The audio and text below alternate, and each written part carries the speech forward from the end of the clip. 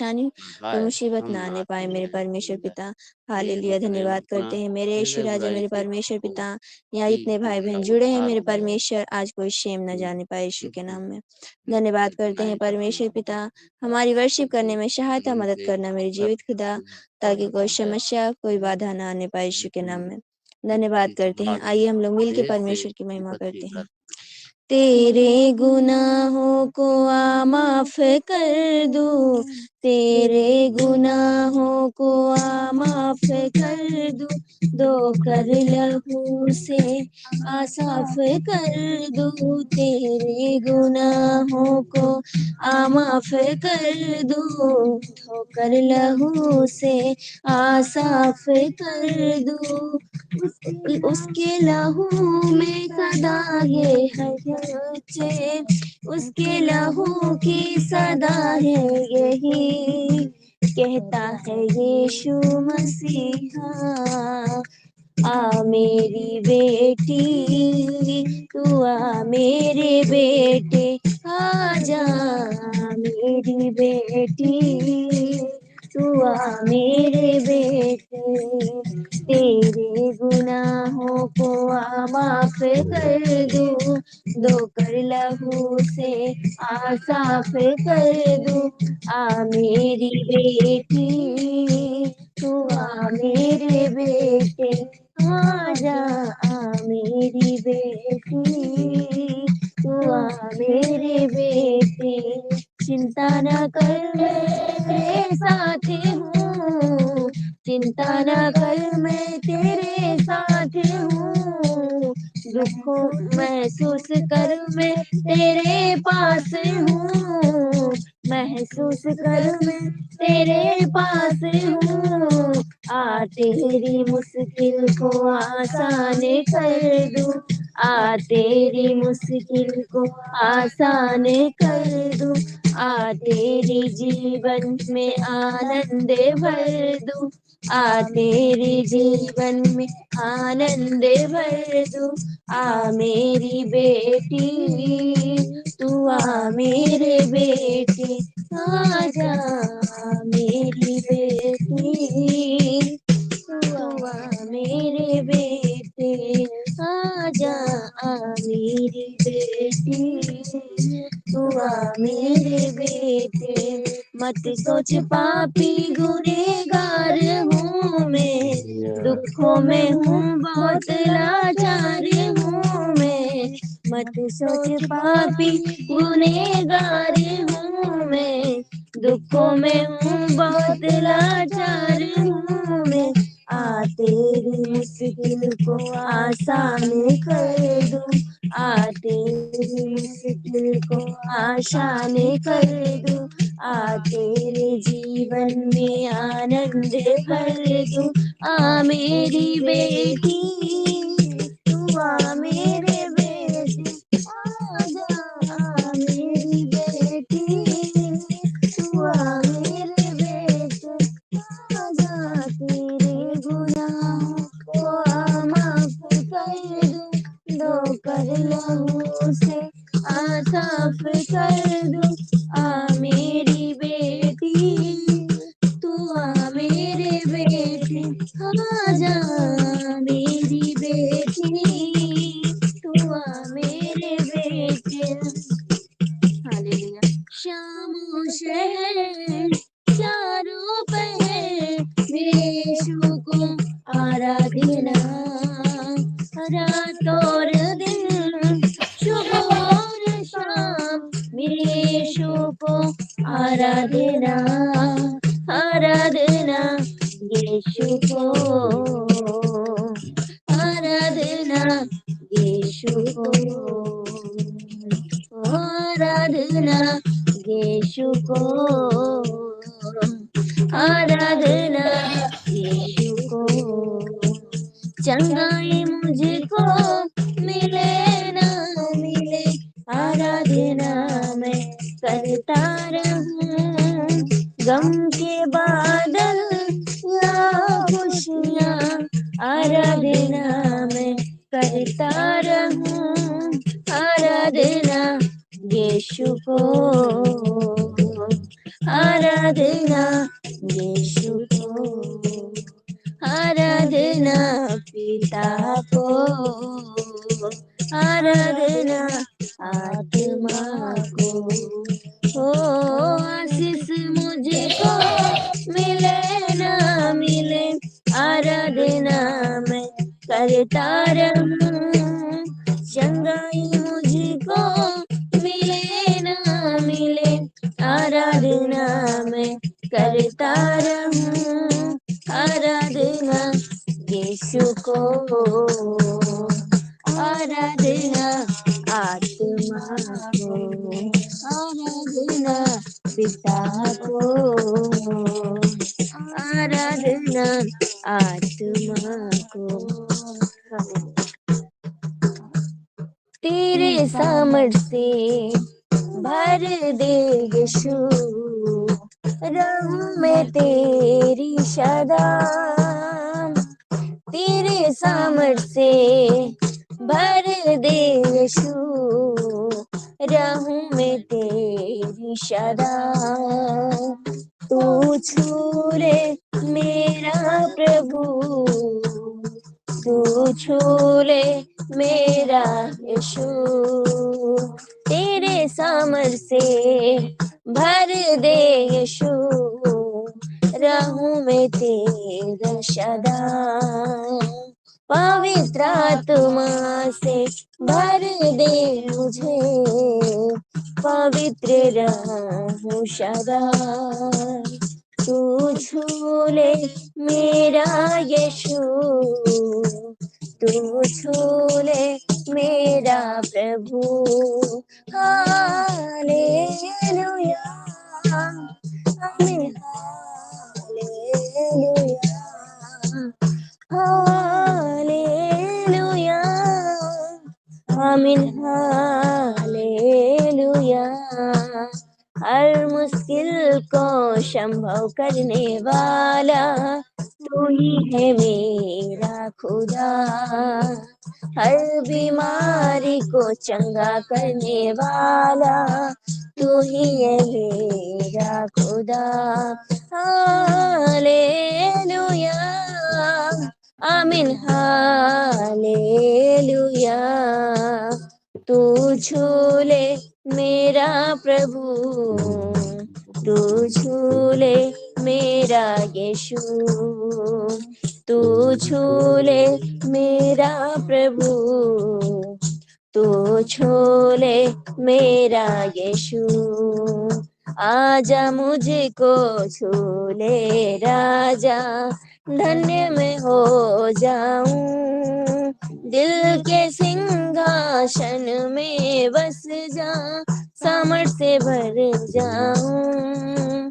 आजा मुझको छू ले राजा, धन्य मैं हो जाऊं।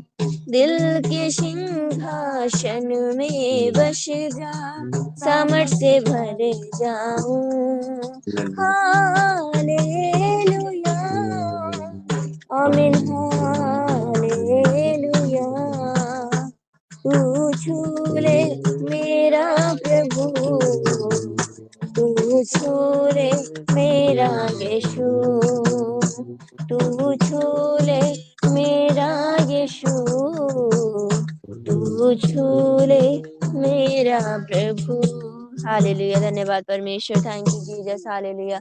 धन्यवाद परमेश्वर पिता, आपने हमारी वर्शिप करने में सहायता मदद किया मेरे परमेश्वर। हम इसके लिए परमेश्वर आपका धन्यवाद करते हैं मेरे पिता। इस वर्शिप के द्वारा सभी भाई बहन को आशीष मिले और आपको महिमा। उन्हें सभी भाई बहन को जय मसीह।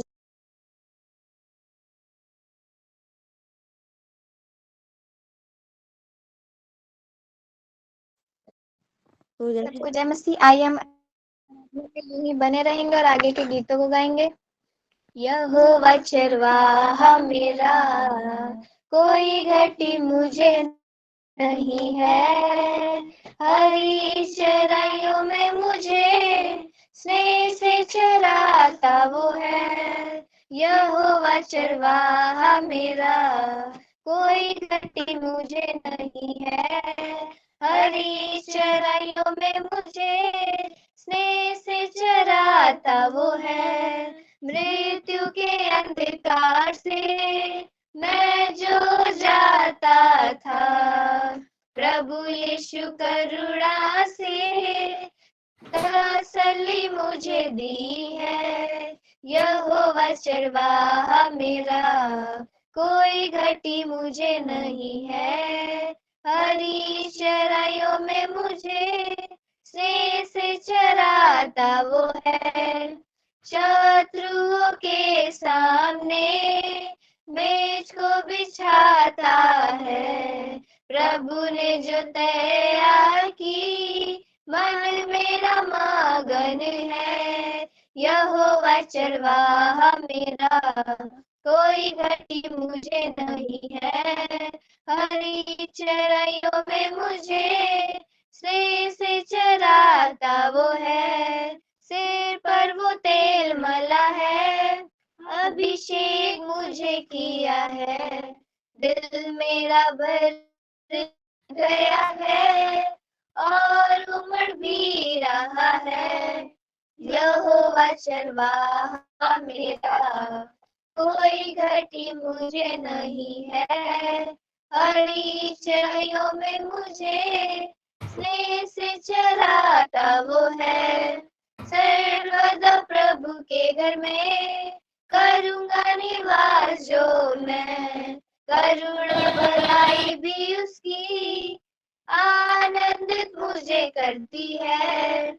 यहोवा चरवाहा मेरा, कोई घटी मुझे नहीं है। हरी चराइयों में मुझे स्नेह से चराता वो है। गिन गिन के स्तुति करूं, बेशुमार तेरे दानों के लिए। अब तक तूने संभाला मुझे, अपनी बाहों में लिए हुए।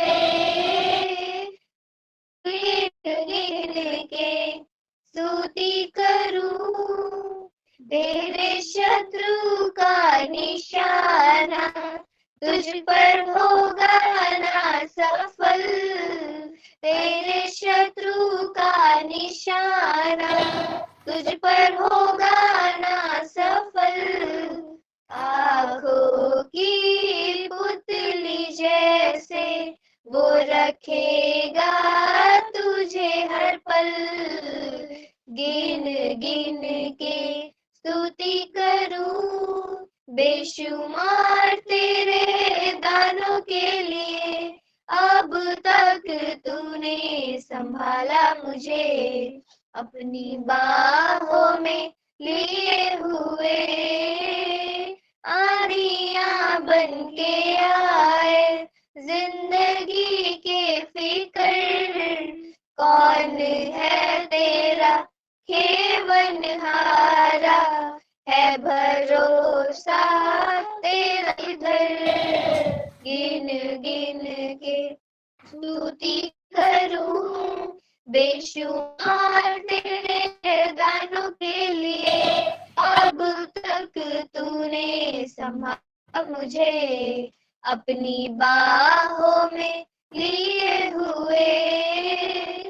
आए तुझे जो मिटाने, वे शस्त्र होंगे बेअसर। आए तुझे जो मिटाने, वे शस्त्र होंगे बेअसर। तेरा रचने वाला तुझ पर रखता है अपनी नजर। गिन गिन के स्तुति करूं, बेशुमार तेरे दानों के लिए। अब तक तूने संभाला मुझे, अपनी बाहों में लिए हुए। अब तक तूने संभाला मुझे, अपनी बाहों में लिए हुए। हालेलुया, धन्यवाद परमेश्वर। जय उनसे सभी को। आइए हम लोग मिल के ललित सर का हम लोग स्वागत करते हैं, जो हमारे लिए वचन को लाए हैं हमारे बीच में बोलने के लिए। तो हम लोग सब लोग मिल के उनका स्वागत करेंगे ये मसीह की एक्चुअली तालियों से। आज मेरे को ये था कि सरबजीत सर लेंगे और सरबजीत सर जुड़ नहीं पा रहे, पता नहीं किसी कारणों से मुझे लगता है कि जुड़ नहीं पा रहा है और एकदम अचानक से मुझे वचन लेना पड़ रहा है, पर जो प्रभु देगा मुझे वचन में उसको लेता हूँ। आप लोग के सहयोग से मैं लेने की प्रयास करता हूँ। खाली 1 मिनट हमें देख लें कि आज क्या है। आज चलिए हम विषय जो है प्रार्थना का विषय लेते हैं। प्रार्थना का विषय पे मैं प्रभु से रिक्वेस्ट करता हूँ कि जो भी वचन मुझे दिया जाए, आज प्रार्थना के ऊपर मैं बोलूँगा। प्रार्थना पे मैं देखूँगा कि क्या चीज़ होती है और आप लोग भी सहयोग करिएगा, क्योंकि मैंने तैयार तो कुछ नहीं किया, पर जो प्रभु मुझे देगा वो मैं एकदम शुरू करता जाऊँगा। और मेरी प्यारी बेटियाँ दोनों हैं, शिवानी और पूजा, जो हमें सहायता करेंगी वचन को लेने में और वचन को पढ़ने में। तो पूजा बेटी, आज यूहन्ना जॉन 15 का 5, 6 और 7 पढ़ दो बेटा। यूहन्ना का 15 का 5, 6 और 7। मैं दाखलता हूँ, तुम डालियाँ हो, जो मुझ में बना रहता है और मैं उनमें, वह बहुत फलता है, क्योंकि मुझसे अलग होकर तुम कुछ भी नहीं कर सकते। यदि कोई मुझ में बना न रहे तो वह डाली के समान फेंक दिया जाता है और सूख जाता है, और लोग उन्हें बटोर कर आग में झोंक देते हैं और वे जल जाती हैं। यदि तुम मुझ में बने रहो और मेरा वचन तुम में बना रहे, तो जो चाहो मांगो और वह तुम्हारे लिए हो जाएगा। बस बेटा, बहुत बढ़िया बच्चा, थैंक यू। इस वचन के सुने और पढ़े जाने सबको आशीष मिले, ब्लेसिंग मिले। और देखिए आज में क्या लिखा है कि सरबजीत सर जुड़ चुके हैं। सरबजीत सर, आप वचन लेंगे कि मैं कंटिन्यू करूं? आप हेलो, आप चलिए कंटिन्यू चलिए, क्योंकि मेरा नेटवर्क बहुत दिक्कत चलिए मैं कंटिन्यू कर रहा हूँ। ओके, थैंक यू सो जी मच। आकाशलिक मुझे ले रहा हूँ पढ़ना, पर मैं जो भी वो चल देगा मैं ले रहा हूँ। नेटवर्क आज का विषय जो प्रार्थना पे लिया गया है और उसमें लिखा है प्रभु यीशु मसीह का स्पष्ट रूप से ये वचन कहता है कि मैं सच्ची दाखलता मैं हूँ। सच्ची दाखलता प्रभु यीशु मसीह है। और हम लोग जो गूगल मीट पे जुड़ते हैं, जो प्रभु से प्यार करते हैं, जो बपतिस्मा लिया है, जिसने प्रभु की बाट जोड़ते रहते हैं, जो प्रभु के वचन पे ध्यान देते हैं, जो वचन पे एकदम एकाग्रचित होते रहते हैं, जो भूखे प्यासे रहते हैं, वो लोग डालियाँ हैं, हम लोग डालियाँ हैं। और जो है इसमें लिखा है, जो डाली मुझसे जुड़ी रहती है, जो होती है डाली मुझसे जुड़ी रहती है और मैं उससे जुड़ा रहता हूँ, उसमें बहुत सारे फल आते हैं। और जो डाली मुझसे जुड़ी नहीं रहती, जो वो क्या कर दी जाती है, वो सूख जाती है और जो है वो झोंक दी जाती है आग के भट्टे में। इसका मतलब बहुत गहराई से समझिए। देखिए कि जो डाली मुझसे जुड़ी रहती है, जुड़ने का मतलब क्या है और फलवंत होने का मतलब क्या है, इस पे हम लोग थोड़ा विषय पे ध्यान देंगे। जुड़ने का मतलब, जब हम प्रभु से कैसे जुड़ सकते हैं, क्योंकि प्रभु है आत्मा और हम लोग हैं शरीर में, तो हम लोग को प्रभु से कैसे जोड़ सकते हैं? प्रभु से जुड़ने का जो तात्पर्य है कि हम लोग प्रभु की बाट जो है, प्रभु को प्रार्थना में ढूंढते रहें, प्रभु से मांगे कि प्रभु अपने आप को हमको प्रकट करो। और प्रभु से जो है वचनों को जब ध्यान देते हैं, जो वचनों पे मनन करते हैं, वचनों की प्रकाशन को खोजते रहते हैं, इसका मतलब हम प्रभु से जुड़े हुए हैं। और जब हम लोग जाते हैं अपने कलीसिया में जाते हैं, और जहाँ जब हम लोग प्रभु भोज लेते हैं, प्रभु भोज मतलब कि जो दाखरस होता है और जो रोटी मिलती है, उसका सेवन करते हैं। और जब हम कहते हैं कि नहीं, ये रोटी जो है प्रभु की देह और जो है, जो कि हमारे पापों के, हमारे शापों के लिए तोड़ी गई और हमारे लिए बलिदान हुआ। और जो लहू है, जो जो जो दाखरस है जो हम लोग पीते हैं, वो जो है लहू है। और उसको जब हम लेते हैं, तो वो हम लोग प्रभु के जब तक ना आए उसकी बाट जोते रहते हैं। और उसको एक वो डेमोन्स्ट्रेशन होता है कि हम प्रभु से जुड़े हुए हैं। और प्रभु कहता है, जो मेरा जो है देह खाता है और जो मेरा लहू पीता है वही मुझसे जुड़ा रहेगा। तो ऐसे हम जुड़ सकते हैं प्रभु से। इसका मतलब प्रभु की हमको बात जोड़नी है। तो ये करना है और मेन इम्पोर्टेंट बात लिखा है कि फलवंत होना। फलवंत होने का मतलब क्या है? क्योंकि जो है जो डाली जो होती है डाली की में अपने इतनी कुवत नहीं होती है कि वो अपने आप फल ले आ पाए। और जो भी डाली होती है जब हम जुड़ा रहता है तने से जुड़ी रहती है, तो उसमें जो पोषण होता है, जो उसमें न्यूट्रिशन होता है, उसमें सारे जो जो भी अच्छी चीज़ें होती हैं वो तने से लेती रहती हैं, वो दाखलता से लेती रहती हैं। तो वो उसको लेना है। और हम लोग जब तक हम प्रार्थना में नहीं बैठेंगे, जब हम लोग वचन को नहीं पढ़ेंगे, जब हम लोग प्रभु की बाट नहीं जोएँगे तो हम लोग सूख जाएँगे। और सूख जाएँगे और फलवंत नहीं होंगे। फलों का यहाँ का मतलब क्या है? फलों का अगर हम जाएँगे गलातियों की पुस्तक में 5 अध्याय 22 को पढ़ेंगे बेटा, पढ़ दो बेटा धड़ाक से। पूजा बिटिया, ये इसमें लिखे हैं जो है फल। पूजा बेटी जुड़ी है मुझसे? जुड़ी है पूजा? जुड़ी तो है। यस। जोड़ दो बेटा। गलातियों की पुस्तक 5 अध्याय 22। पर आत्मा का फल प्रेम, आनंद, शांति, धीरज, कृपा, भलाई, विश्वास, नम्रता और संयम है। ऐसे ऐसे कामों के विरोध में कोई भी व्यवस्था नहीं। और जो मसीह यीशु के हैं, उन्होंने शरीर को उसकी लालसा और अभिलाषाओं समेत क्रूस पर चढ़ा दिया है। बहुत सुंदर, बहुत सुंदर, बहुत अच्छा ये वचन है जो ध्यान समझिएगा। एक-एक चीज़ पढ़ो बेटा उसमें, क्या लिखा सबसे पहले क्या लिखा है? सबसे पहले लिखा है गुडनेस। हाँ, एक-एक आत्मा चीज़ का पढ़ो। फल प्रेम।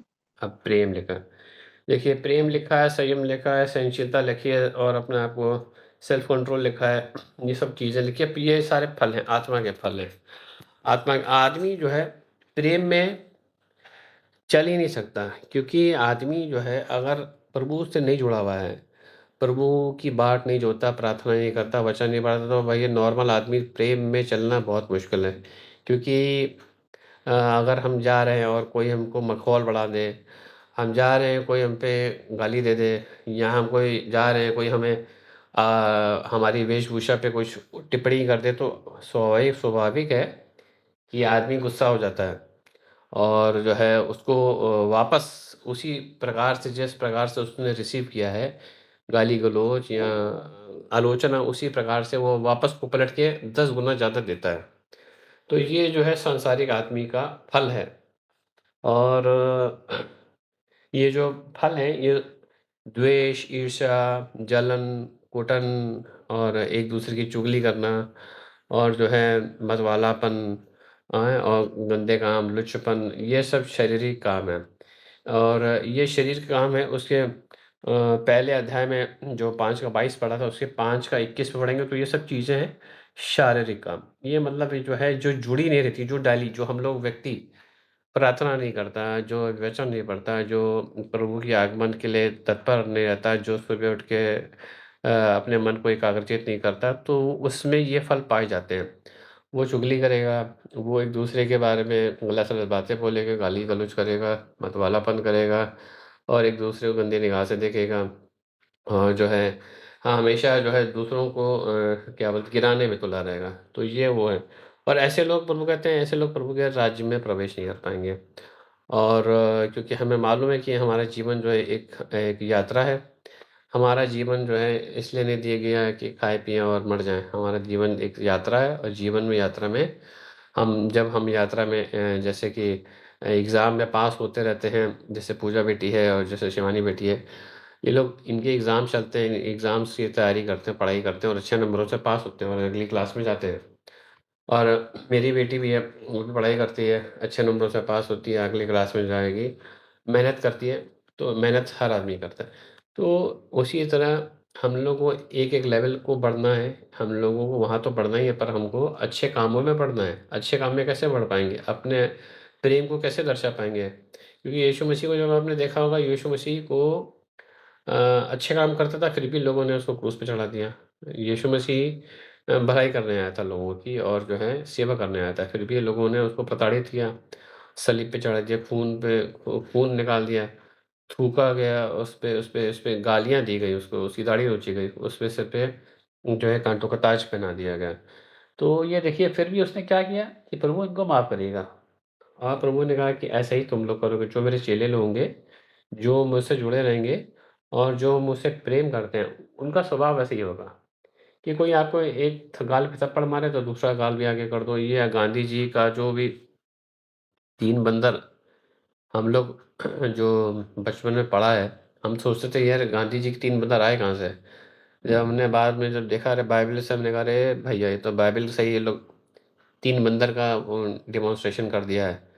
क्योंकि कहते थे कोई एक थप्पड़ मारे तो दूसरा थप्पड़ आगे कर दो। गंदी चीज़ें देखनी नहीं है। प्रभु यीशु नाज़री ने बोला था कि गलत अपनी आँखों से कोई भी गलत चीज़ अंदर जाने मत दो शरीर में, क्योंकि गलत चीज़ अगर शरीर में गई, आँखों से देख के गई, तो आपका शरीर जो है अपवित्र हो जाएगा, है ना? और बोला कानों से कोई चुगली बातें नहीं सुननी है, कोई गलत बात सुननी नहीं है, किसी की निंदा नहीं करनी। क्योंकि अगर ऐसा करेंगे तो आप प्रभु के राज्य में प्रवेश नहीं कर पाएँगे और फलवंत नहीं हो पाएँगे। और सबसे भयानक बात है कि इसमें लिखा है जो डाली मुझसे जुड़ी नहीं रहती, वो सूख जाती है। मतलब वो गंदे काम पे वापस जुड़ जाएगी, गलत काम करना शुरू हो जाएगी। और जो है कि जैसे ही हम गलत काम करते हैं, तो गलत काम का परिणाम क्या होता है? शारीरिक रूप में हम सड़ने शुरू हो जाते हैं, शरीर में सड़ना शुरू होते हैं। हम लोग जो है प्रभु से अलग होना शुरू होता है। प्रभु से अलग होना शुरू होते हैं, तो हम लोग जो है प्रभु से जब अलग होएँगे तो शैतान आ जाएगा। शैतान क्या काहे के लिए आता है? शैतान कम 3 चीज़ों के लिए आता है। देखिए, बहुत ही बड़ा प्रचलित है 3 चीज़ों के लिए। शैतान चोरी करने आता है, नाश करने और घात करने आता है। और प्रभु यीशु मसीह ने कहा मैं आया हूँ जीवन देने और बहुतायत का जीवन देने के लिए। अगर हमको जीवन चाहिए, जीवन का मतलब क्या है? जीवन का मतलब हम यहाँ पे रहते हैं तो हमारी शरीर स्वस्थ रहे, हमारे घर में पैसा बना रहे, हमारी आने वाली ज़िंदगी फलवंत रहे और हमेशा जहाँ पे भी हम पढ़ाई करें तो पढ़ाई में अच्छी मतलब नंबर ले आएँ, जॉब करें तो जॉब में अच्छी सैलरी हो, माँ-बाप का आज्ञाकारी जो है पुत्र-पुत्री बने। तो ये एक फलवंत है। और उसके साथ उसमें क्या लिखा है? इसमें लिखा है अगर तुम मुझ में बने रहो और मेरा वचन तुम में बना रहे। सबसे इम्पोर्टेंट बात ये देखिए, उसमें कहा है मेरा वचन तुम में बना रहे। इसका मतलब कि अगर वो जो वचन हम पढ़ते हैं और वचन को याद कर लिया है, तो वचन मेरे अंदर बैठा हुआ है और जब वचन मेरे अंदर बैठा है तो जो मैं बोलूँगा, जैसा मैं बोलूँगा प्रभु की अनुसार वो होना शुरू हो जाएगा। कितनी अच्छी बात है देखिए। हम लोग मदारी देखते थे पहले और हम लोग पहले जादूगर देखा करते थे। बचपन में आते थे जादूगर। उनको वो कहते हैं कुछ न कुछ जादू का कोई शब्द बोलते थे वो होना शुरू हो जाता था। हम सोचते हैं बड़ा अचंभा होता था कि ये कैसे हो जाता है। तो आज की तारीख में अब आपको अधिकार दे दिया गया है। अधिकार लेके आपको जो चीज़ अच्छी नहीं है आपकी ज़िंदगी में उसको आप हटाइए। अंधकार का कोई भी प्रकोप है जैसे शैतानी शक्तियाँ हैं, बीमारी हैं और घर में कटी है और किसी का पैसा कहीं दबा हुआ है, कुछ भी ऐसी अनाप-शनाप शक्तियाँ हैं जो कि आपके घर में क्लेश कर रही हैं, उसको आप हटा सकते हैं। पर ये होता कब है? जब आप जुड़ते हैं। इसका मतलब है कि प्रार्थना एक बहुत ही गहरा जो है टर्म है, प्रार्थना एक बहुत गहरा रहस्य है। प्रार्थना से कैसी-कैसी चीज़ें होती हैं मैं आपको अभी शेयर करता हूँ। कैसे-कैसे तूफ़ान हट जाते हैं, कैसे-कैसे मतलब अंधकार की शक्तियों को हटा सकते हैं, उसको मैं अभी दर्शाऊँगा और वचन के द्वारा। तो प्रार्थना का मतलब जब सुबह आप भोर को उठते हैं, प्रभु को प्यार से आगमन करते हैं, प्रभु को धन्यवाद। प्रार्थना में सबसे बड़ा एलिमेंट जो होता है धन्यवाद का होता है।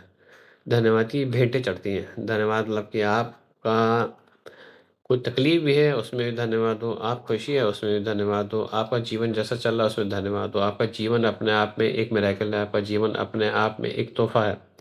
तो हर चीज़ में प्रभु कहता है मुझे धन्यवाद दो, आप कुड़कुड़ाओ नहीं। क्योंकि हम जब देखते हैं इज़राइल का जो जो जनता थी, इज़राइल की जो प्रजा थी, प्रभु ने अपने हाथों से उनको मिस्र देश से मतलब बँधुआई के देश से निकाल के उनको जो है जंगल के मार्ग से लेके जा रहा था, एक ऐसा देश जहाँ पे दूध और मधु की नदी बहती थी। मतलब एक बहुत बढ़िया देश दे रहा था, कहता है अब जब तुम जाओ और उस देश पे तुम जाके कब्ज़ा कर लो। पर जब उस देश में कब्ज़ा करने जाते हैं तो देखा था अरे भैया वहाँ तो बड़े दानव लोग रहते हैं, वहाँ तो बड़े बड़े डॉन मतलब दानव टाइप के लोग रहते हैं, बहुत बड़ी-बड़ी शहरपनाह है।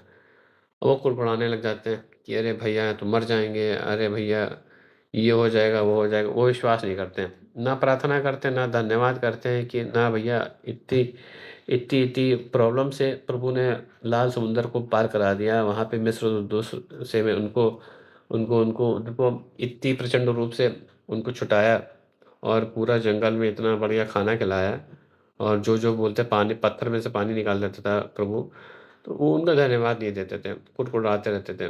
तो प्रार्थना का सबसे बड़ा जो एलिमेंट होता है धन्यवाद। आपको हर परिस्थिति में धन्यवाद देना। आपकी तबीयत ठीक है तभी भी धन्यवाद, तबीयत नहीं ठीक है धन्यवाद।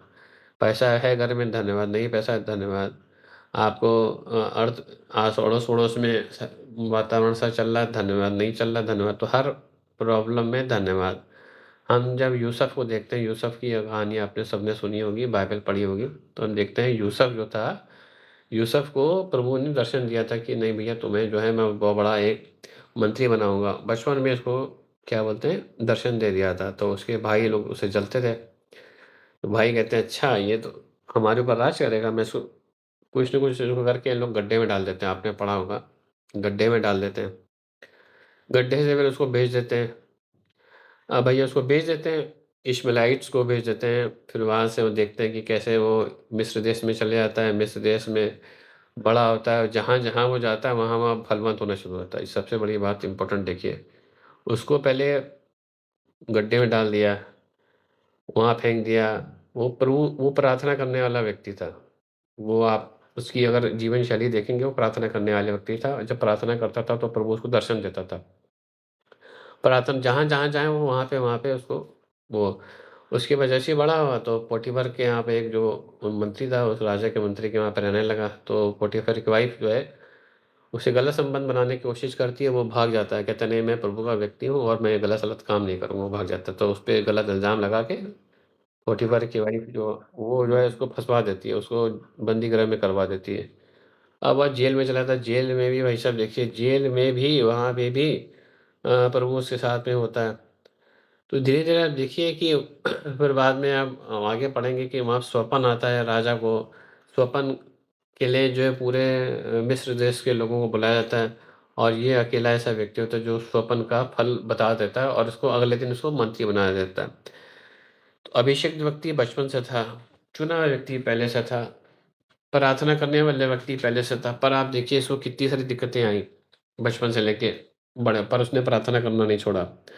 हम लोग क्या करते हैं कि हम लोग प्रभु को मानते हैं, प्रभु को आराधना करते हैं और जैसे ही प्रॉब्लम आ जाती है, कहते हैं प्रभु ने ये क्या कर दिया? प्रभु तो हमारे साथ में है नहीं। प्रभु भैया सबके साथ में है। जो भी अभिषिक्त व्यक्ति है, जो हमारे साथ जुड़ा हुआ है और जो नहीं जुड़े हैं, जो प्रभु को जानते हैं, प्रार्थना करने वाले व्यक्ति की टेस्टिंग होती है। प्रार्थना करने वाले व्यक्ति पे सबसे ज़्यादा शैतानी शक्तियाँ प्रबल होती हैं और पर इसका मतलब ये नहीं कि प्रार्थना में शक्ति नहीं है। प्रार्थना जो है, आपको उस अंधकारी शक्तियों पे प्रबल होने का आपको ढाँढस देती है कि नहीं प्रभु ने बोल दिया है, तो अब मैं करके रहूँगा और मैं विजय प्राप्त करूँगा। प्रार्थना का मतलब होता है वर्शिप के सॉन्ग जैसे शिवानी बेटी गाती हैं और पूजा बेटी गाती हैं। आप सुनिए आप लोग आराधना करने वालों से प्रभु बड़ा प्रसन्न होता है। क्योंकि स्वर्ग में क्या होता था, स्वर्ग में लूसीफर जो शैतान है, वो सबसे बड़ा आराधक प्रभु ने उसको बनाया था।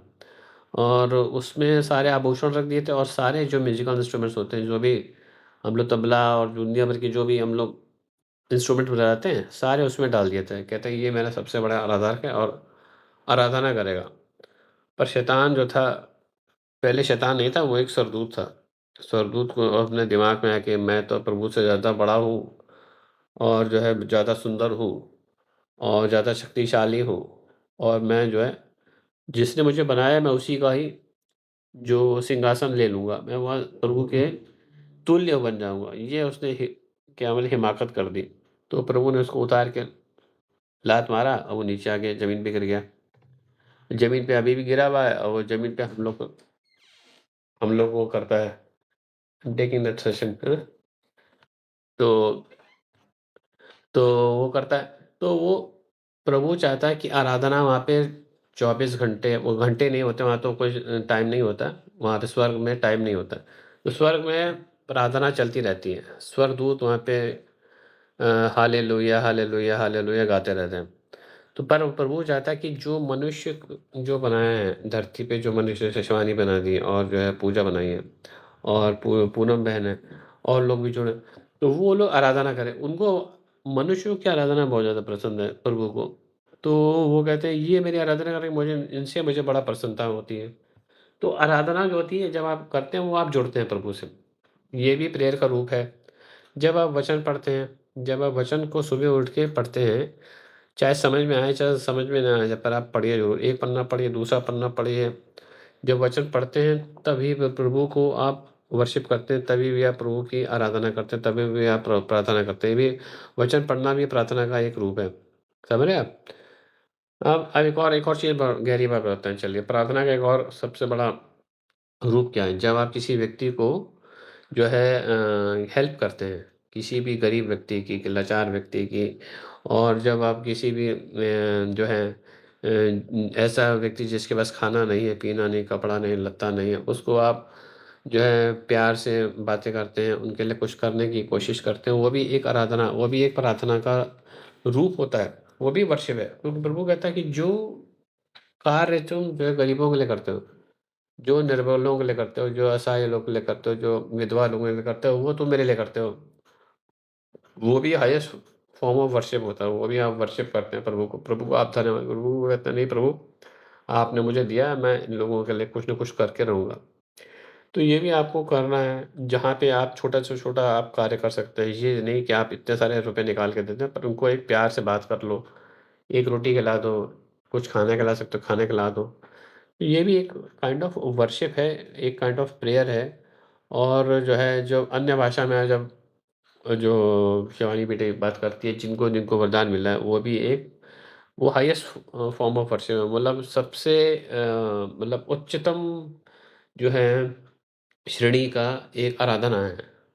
क्योंकि जब आप अन्य भाषा में जब बातें करते हो, तो आपको तो समझ में आता नहीं है कि हम क्या बोल रहे हैं। उसमें क्या होता है कि पवित्र आत्मा आपके अंदर बसा हुआ है, वो पवित्र आत्मा आए भर-भर के प्रार्थना करता है आप में से होके, आप में से आपके शब्दों में से होके। क्योंकि शब्द जो होती है वो ऐसी शब्द होती है, जो ऐसी वाणी होती है जो कि शैतान को समझ में नहीं आती कि आप क्या बोल रहे हैं। वो खाली डायरेक्टली यहाँ से डायरेक्टली स्वर्गदूत डायरेक्टली स्वर्ग में जाती है। जो अन्य भाषा बोलता है, जो व्यक्ति को अन्य भाषा का वरदान है, वो डायरेक्टली प्रभु के जो सिंहासन के समक्ष उसकी प्रार्थना डायरेक्ट जाती है। मतलब उसमें शैतानी शक्तियाँ उस प्रार्थना को रोक ही नहीं सकती। और जितने घंटे आप प्रार्थना करेंगी, जितना आप अपने आप को क्या बोलते हैं प्रभु में और मतलब स्ट्रॉन्ग करती हैं, और जो है अंधकारी शक्तियों को हटाती है। तो अन्य भाषा का वरदान अगर किसी के पास है और माँगे, हम भी माँग रहे हैं, हमको प्रभु एक ना एक दिन पक्का देगा, इतना तो मुझे पक्का मालूम है। और पर जिसके पास है वो औरों के लिए भी बोले कि कलीसिया जो जोड़े उनके लिए भी आराधना करें कि प्रभु उन और लोगों में बाँटा हुई है। क्योंकि पवित्र आत्मा जो होता है, सबको अलग-अलग वरदान देता है। जैसे कि मुझे प्रभु ने वचन शेयर करने का वरदान दिया है, किसी को अन्य भाषा का वरदान दिया है, किसी को जैसे पूजा को वो दिया है आराधना करने का, शिवानी को आराधना का। तो सबको अलग-अलग जो है वरदान मिले हैं, पवित्र आत्मा अलग-अलग देता है। तो आपके पास अंदर पवित्र आत्मा है, आपके अंदर पवित्र आत्मा आपके द्वारा प्रार्थना करता है। तो प्रार्थना के द्वारा जो है बहुत सारी चीज़ें होती हैं। एक हम एग्ज़ाम्पल देंगे आपको कि वाली प्रार्थना, यरीहो की दीवार जब यहोशू जाता है, वहाँ जाता है, कनान के देश में आता है, वहाँ यरीहो की दीवार होती है। यरीहो की दीवार बहुत मोटी और ताज़ी होती है, इतनी मोटी होती है कि उसको तोड़ना नामुमकिन होता है। तो प्रभु का स्वर्गदूत आके कहता है कि काम करो यहोशू, कि तुम इसके जो है यरीहो के 7 चक्कर लगाओ। और जब 7 चक्कर लगाओगे, उसमें खाली एक जो भी प्रार्थना करने वाले व्यक्ति होते हैं, उनको आगे रख लेना, और जो है आगे करते रह और जो है प्रार्थना करते रहना। प्रार्थना करते-करते 7 चक्कर लगाओ, यरीहो की दीवार टूट जाएगी। अगर नॉर्मल आदमी को बता दो तो वो बोलेगा ये तो पागल हो गए, ऐसे कैसे हो सकता है? यरीहो की दीवार इतनी मजबूत दीवार होती है कि कैसे टूट जाएगी? खाली प्रार्थना से। परंतु वो जो होते हैं वहाँ पे लेवाई जो होते हैं, वो लोग इज़राइल के लोग होते हैं, वो कहते हैं नहीं, जो प्रभु ने बोल दिया वो सत्य है। वो 7 चक्कर लगाते हैं, प्रार्थना करते रहते हैं। एक दिन प्रार्थना किया, नहीं कुछ हुआ, दूसरे दिन प्रार्थना की, नहीं हुआ। करते-करते 7 दिन प्रार्थना करते हैं, 7 दिन में जब प्रार्थना करते-करते गोल-गोल घूम रहे हैं, तो क्या हुआ कि यरीहो की दीवार टूट जाती है। कैसे टूट जाती है? क्योंकि वहाँ पे स्वर्गदूत आके उस पूरी यरीहो की दीवार नींव से ही तोड़ देते हैं। जब आप प्रार्थना करते हैं तो स्वर्गदूत हिलना शुरू हो जाते हैं। जब आप प्रार्थना करते हैं तो स्वर्गदूत आना शुरू हो जाते हैं। जब आप बाइबल ही खोलते हैं, जब आपने बाइबल खोल ली सुबह, तो आपको क्या लगता है बाइबल ऐसे खुलती तो कुछ होता नहीं है? बाइबल में से प्रकाश निकलता है। एक-एक वचन जो बोलते हैं वो इतना प्रकाश की तरह आत्मिक दुनिया में जाता है और अंधकार की शक्तियाँ वहाँ डरना शुरू होती हैं। आपने अगर बाइबल खोल लिया और वचन बोला, यहोवा मेरा चरवाहा है, मुझे कोई घटी नहीं है। यहाँ वचन संहिता 91 जो कि वो बोलती है, हमारी बिटिया ने कल बोला था, पूनम पूजा बेटा ने, जो सर्वशक्तिमान के ठिकाने बैठा रहेगा। ये आप जब बोलते हैं तो आपको क्या लगता है कि हल्के में ले रहे हैं? हल्के में नहीं होता, बहुत असलियत में सब कुछ हो रहा होता है। वहाँ स्वर्गदूत उनको बोलते ही आपके हरकत में आ जाते हैं। क्योंकि प्रभु जो होता है भजन संहिता 103 का 20 अगर पढ़ सकती हो पूजा बेटा तो पढ़ो। इसमें एक बड़ा गहरा रहस्य लिखा हुआ है। अभी तुम्हें बताते हैं। सब लोग सुनिएगा। भजन संहिता 103 का 20 पूजा बेटा आप मेरी बात सुन रहे हो? हे यहोवा के दूतों, तुम जो बड़े वीर हो और उसके वचन के उसको पूरा करते हो, उसको धन्य कहो। फिर से पढ़ लो बेटा, धीरे-धीरे पढ़ो। एलैबोरेट करके पढ़ो, धीरे-धीरे पढ़ो। फिर से पढ़ो। हे यहोवा के दूतों, तुम जो बड़े वीर हो और उसके वचनों के मानने से उसको पूरा करते हो, उसको धन्य कहो। बस देखिए, क्या लिखा है? स्वर्गदूत किसकी वाणी सुन रहे हैं? परमेश्वर के वचन। और परमेश्वर का वचन कहाँ पे लिखा होता है? बाइबल में। तो परमेश्वर का वचन जब हम उठाते हैं और अपने मुँह से विश्वास करके जब बोलते हैं तो स्वर्गदूत उसको सुनते हैं और उसी समय वो हरकत में आते हैं। समझ रहे हैं?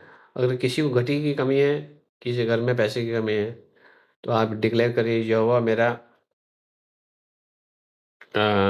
आज मेरा जो है सर माइक म्यूट है। और हाँ, मैं माइक म्यूट करके बोलना शुरू कर देता हूँ। सॉरी। Thank you.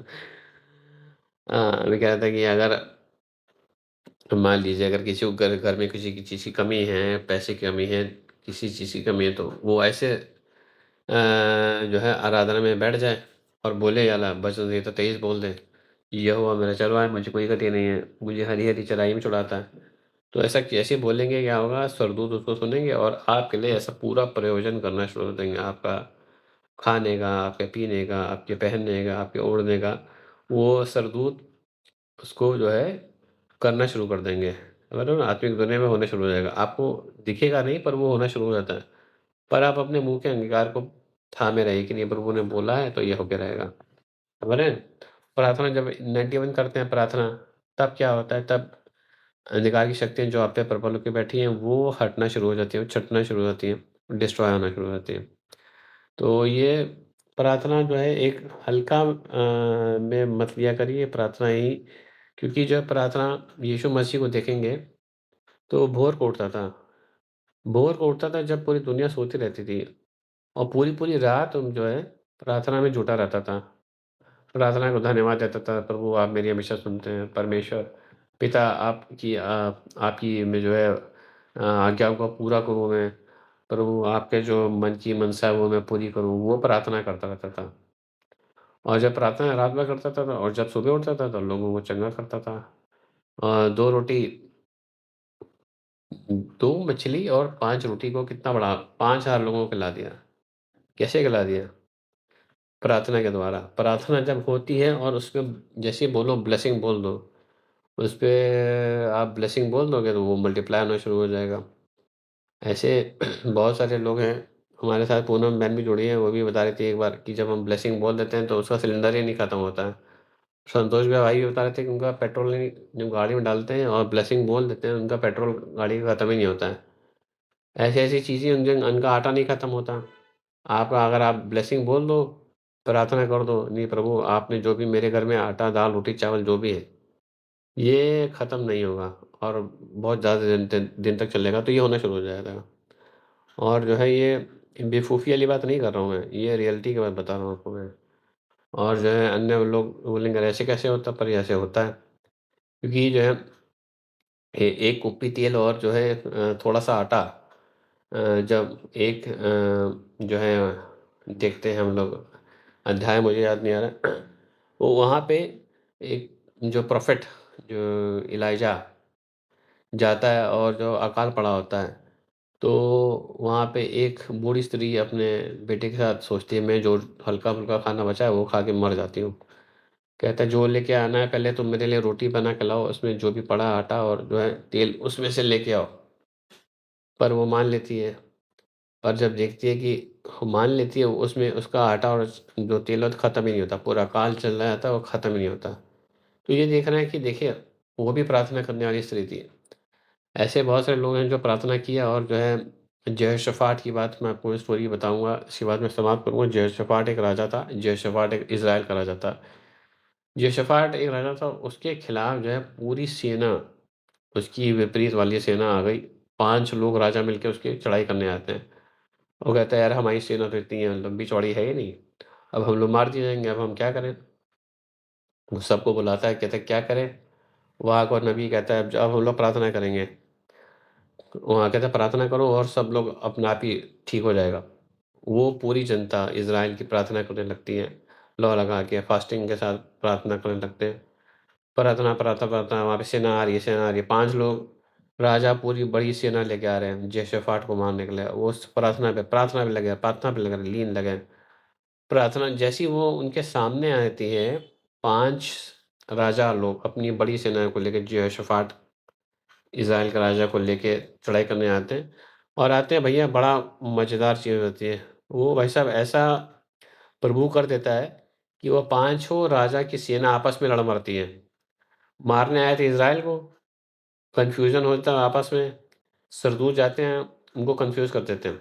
वो आपस में लड़ मर के जब हम वो देखते हैं कि आपस में लड़ मर के सारी सेना 5 ही राजा आपस में लड़ मर के मर गए। अब ये लोग डर-डर के वहाँ जाते हैं, देखते हैं सब लोग पूरा आपस में मर गए हैं। और वहाँ पे सोना, जवाहरात, उनके घोड़े, बैल, बिक्री जो उठा-उठा कर ले आते हैं। 3 दिन तक उतना सारा सामान उठा के लाते हैं कि कहते हैं अरे तो मज़ा ही आ गया, खाली प्रार्थना के द्वारा। हिजकिय्याह एक आदमी दिखाते हैं, हिजकिय्याह भी एक इज़राइल का राजा होता है। अब उसको प्रभु कहता है अब तुम मरने वाले हो, चलो अपने आप तुम मरने वाले हो। ये एलीजा के थ्रू बोलते हैं अब तुम मर जाओगे। अपने-अपने राज्य को सही से अपना ऑर्गनाइज़ कर दो, तुम मर जाओगे। पर भाई साहब ये देखिए, परमेश्वर ने कह दिया नबी के द्वारा कि तुम मरने वाले हो, तुम अपने आप को राज्य को ठीक से सेट कर लो। और वो मानता नहीं है, वो लगता है प्रार्थना करने।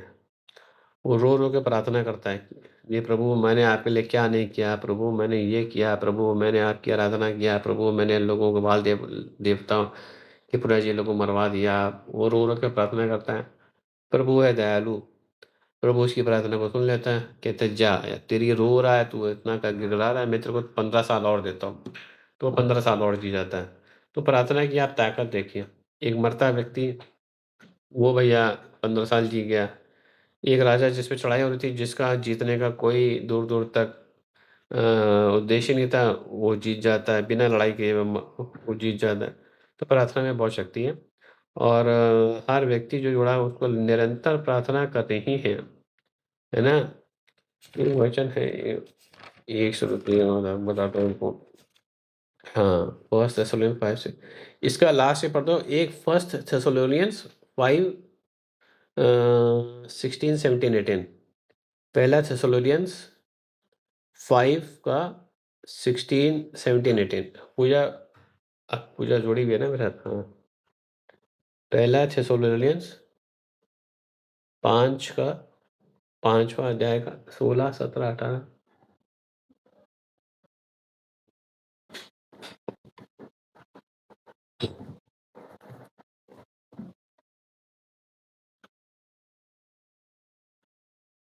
सर रिपीट कर दीजिए।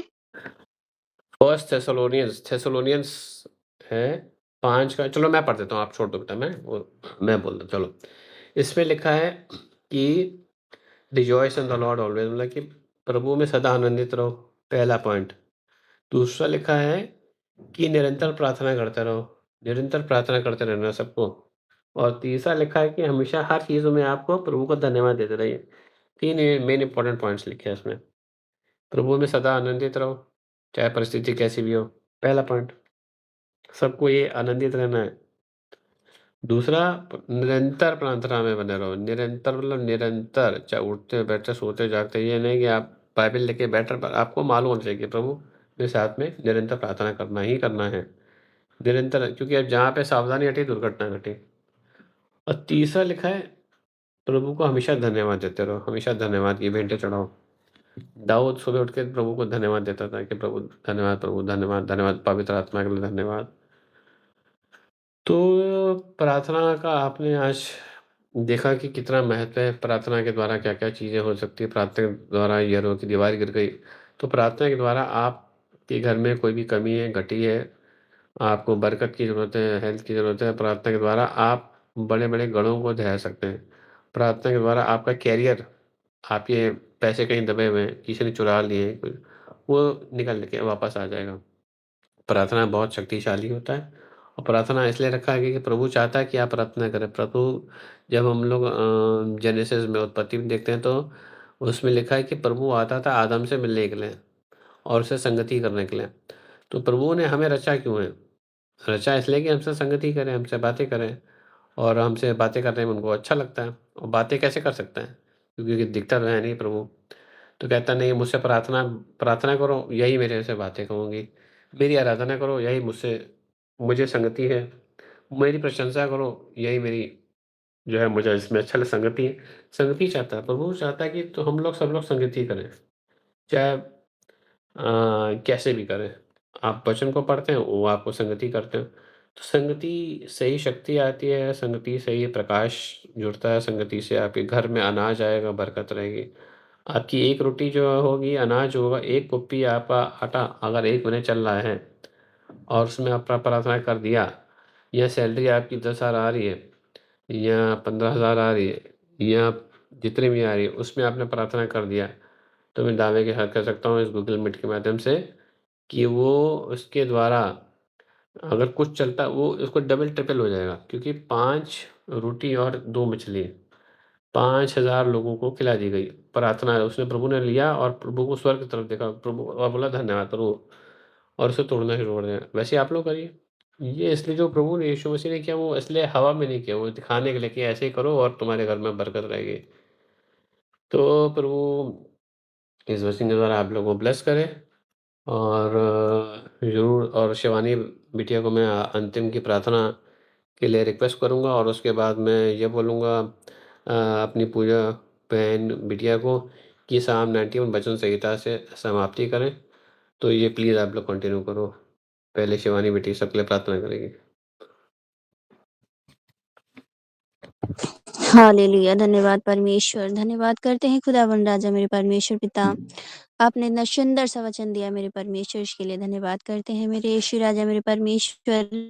धन्यवाद करते हैं मेरे पवित्र आत्मा मेरे परमेश्वर पिता, आपने हमें सुंदर सा समय दिया है मेरे परमेश्वर, फिर से मेरे पिता अपने पाँव चढ़ने के निकट आने के लिए मेरे यीशु राजा, इसके लिए हम धन्यवाद करते हैं परमेश्वर पिता। परमेश्वर, मैं विश्वास करती हूँ मेरे यीशु राजा परमेश्वर, आज जो कुछ भी वचन मेरे परमेश्वर बोले हैं मेरे परमेश्वर आपके दास मेरे पिता, मैं विश्वास करती हूँ मेरे परमेश्वर पिता, सभी लोग आपके वचन के द्वारा ब्लेस हुए हैं मेरे पिता। धन्यवाद करते हैं मेरे यीशु राजा मेरे परमेश्वर पिता, इनकी जो भी समस्याएं हैं मेरे परमेश्वर पिता, जो भी प्रॉब्लम है मेरे परमेश्वर, वो दूर होने पाए यीशु के नाम में।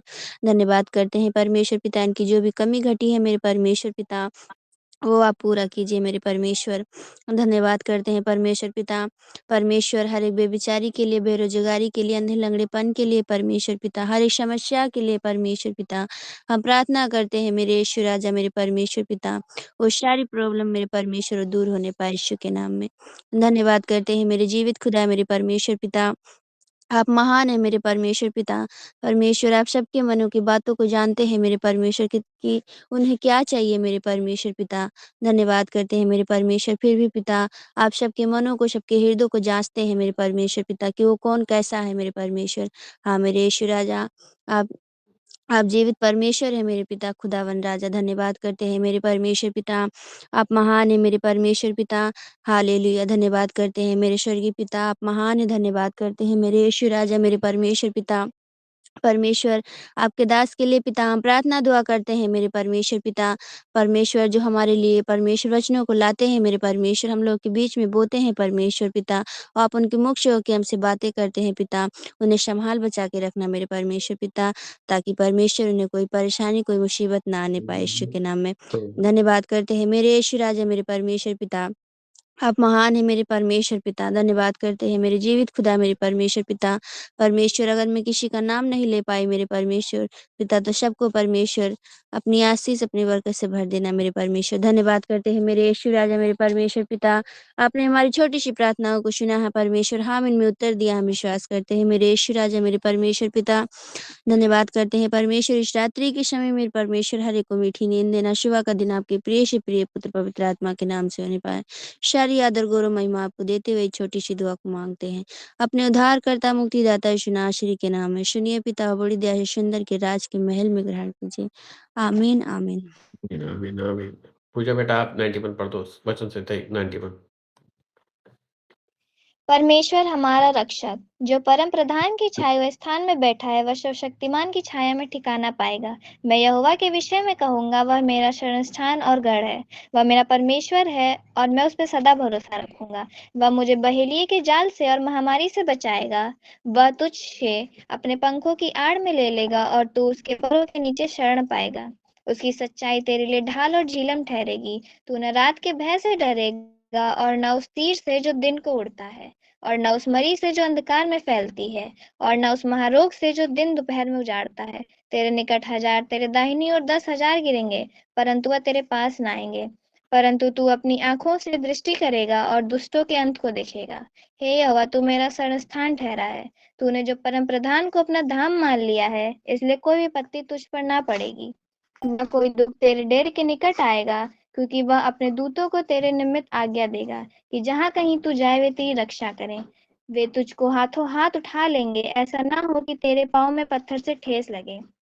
तू सिंह और नाग को कुचलेगा, तू जवान सिंह और अजगर को लताड़ेगा। उसने जो मुझसे स्नेह किया है, इसलिए मैं उसको छुड़ाऊंगा। मैं उसको ऊंचे स्थान पर रखूंगा, क्योंकि उसने मेरे नाम को जान लिया है।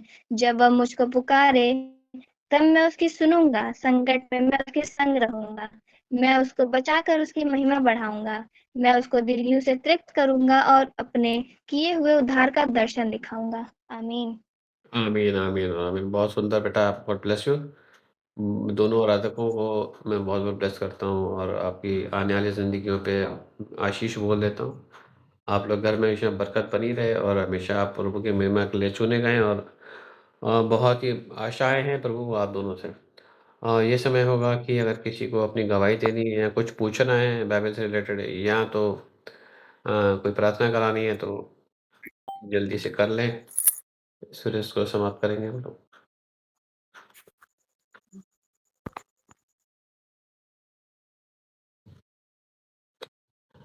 चलिए फिर मुझे लगता है सब लोग सुरक्षित रहें, सब लोग तंदुरुस्त रहें और सब लोग ब्लेस्ड रहें and wish you all the best. God bless. फिर हम लोग फिर जुड़ेंगे कल इसी समय इसी वक़्त फिर उल्लास के साथ। ठीक है? तब तक जय मसीह की। Good wishes.